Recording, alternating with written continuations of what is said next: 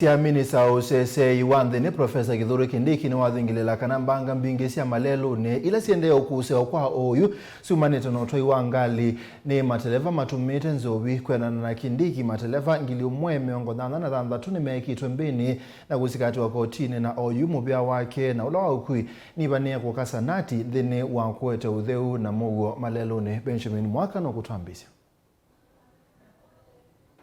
Useseei wa nthini prof Kithure kindiki no kana mbanga sya maleluni ni siendeeye kuete wia mwingi kumana na utalo wa yulu ula wende kukusiiwa kila mwaka na muno ivindani ya ooyu metuki kindiki havikile mbewa nzama ya mbunge ya maundu ma ukui na maleluni waweta mateleva ni makutula muti kwa kilungu kinene nthini wa mbanga ino.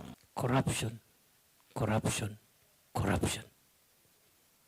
While some officers are doing a good job, others are busy picking money and exposing the public to risk. Somebody breaks the law on the road, they give 1,000 shillings and the crime disappears. So we must eradicate corruption on the roads. Muvia useseei wa nthini weta kuvikia uyu wikite mbini mateleva mbe wa 1,000 kumanwa na mbanga hii na mivango thivo ya kukasanati kueta utheu na muguo maleluni. Mbanga hii serikali iweta siuthotetwe ni ulusani mwingi wa maofisa ma polisi maleluni.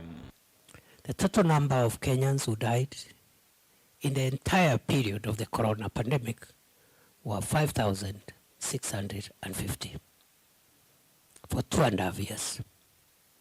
A global, serious pandemic, devastating. The people we lose every year in this country through road traffic accidents is on average 4,000 people a year. In 2023, we lost 3,900 people on the roads. Ateo ayumbe mbenda serikali fikie miao milumu ya kukutana na utwai muthuku wa ngali na utheu sektani ya ukui takitue kimwe kinene cha kukutana muino wa mbanga sya maleluni.